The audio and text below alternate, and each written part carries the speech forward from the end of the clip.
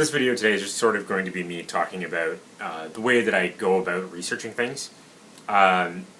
Sometimes I kind of take that for granted that I have developed these skills over time in order to research things on the internet, and maybe even also in books and stuff. But I've sort of developed these things over the years, just amassing knowledge. And I sort of take for granted that not everybody really knows how to do this and how to do it effectively. Some people I know use all these different Google search terms and things like that to sort of limit their searches and sort of be able to pinpoint exactly what they want. I don't remember any of those codes or whatever, so I just go from which is the bare thing. But I also know how to dig through resources very quickly and kind of scrap out all the garbage. So I'll kind of get on that right now. So what I'm going to search for, I made some trousers recently that were based off of a find from northern Norway. It's a Skjoldheim find.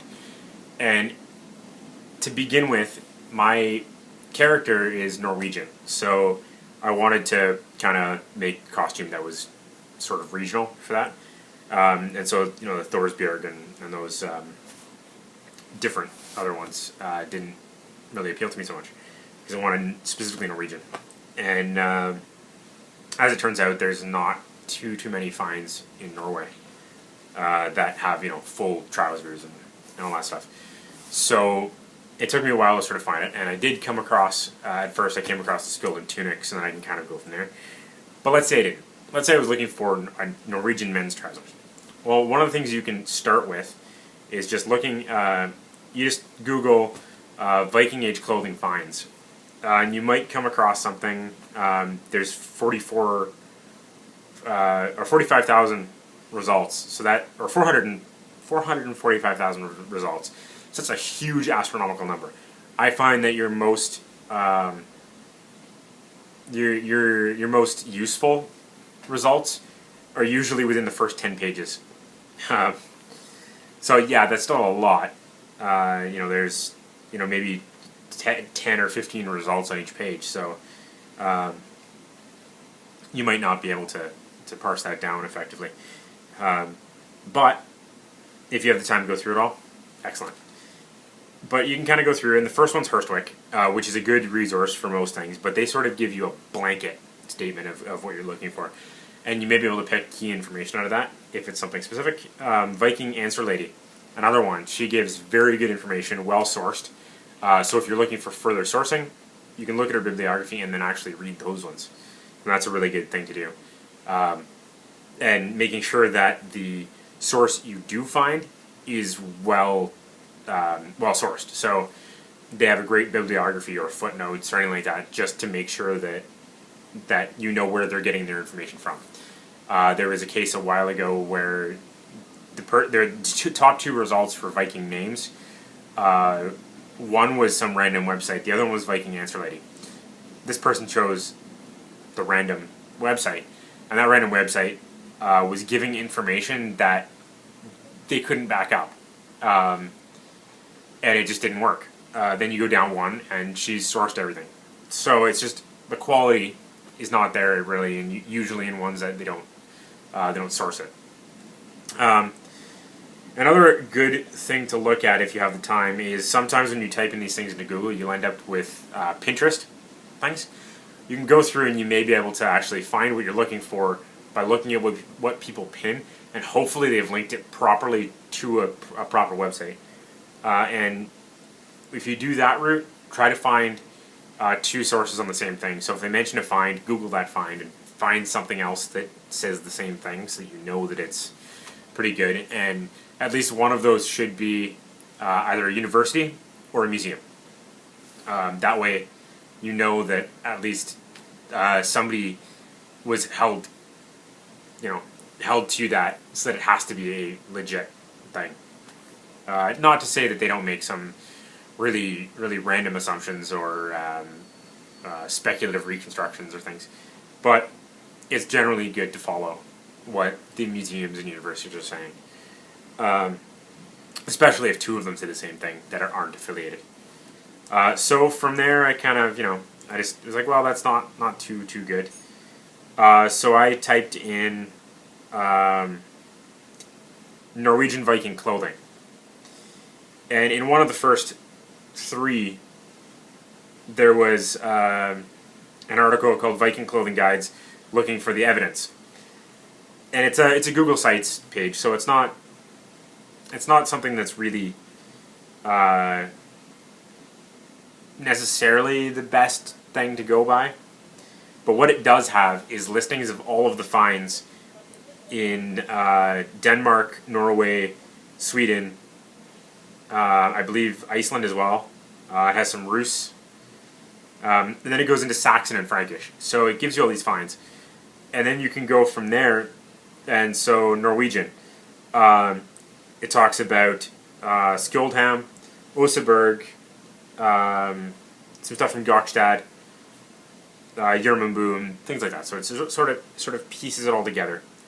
And they also have a link that you can click on that takes you to a clothing guide for their things. And then you can research from there how things are made. And yeah, so it's from there I found what I was looking for. Skjoldham trousers. And so I would then take that information that I gained from this website, and I would look for what museum it's in. I would look for another source that says that, and I might even look for a source that tells me how to make one. So this one was pretty easy. Sometimes it takes a lot longer. Like right now, I'm researching some things on sort of the Viking equivalent of the wise woman, known as a vulva. I'm looking for some information on the vulvas and how they would have dressed, some of the things they would have carried, things like that. And that's sort of a bigger challenge because there's only a certain number of graves that the body inside was positively identified as being a vulva.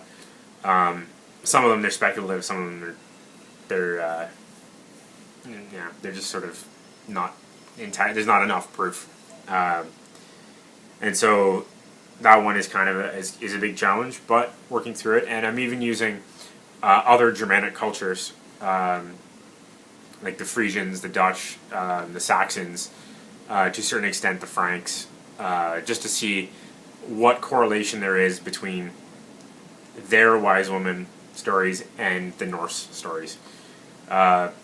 And so you can kind of go outside of a little bit to the people around that area if you need to.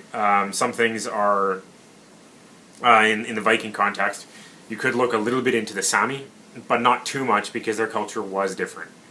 And certain things would be similar, like some of the availability of certain textiles and stuff would be similar, but not the same. So, as far as research goes, it's all down to starting broad and working your way in, and that actually may end up.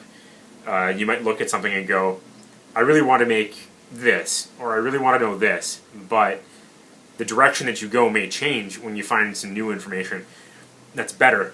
That if you just went Googled Skjoldham trouser, you might not have found some of the other things.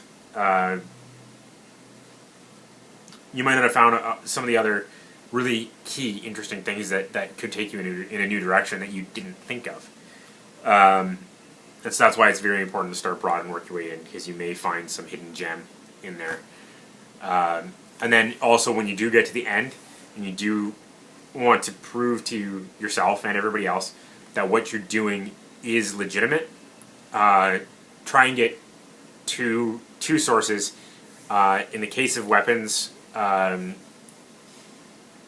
be good for reenactment, I would say there has to be two examples of it existing, two separate examples. Maybe not identical, but something that's in the same ballpark. So let's say there's an axe that's found. If it should sort of loosely fit into, let's say, Jan Peterson's axe typology. And you have to have two sources that say that that piece actually exists, and that piece is what the other source says it is. And again, preferably something that's a university or a museum. So I hope this helps anyone. It was sort of a short video, and I know for some people that's a very, very basic concept.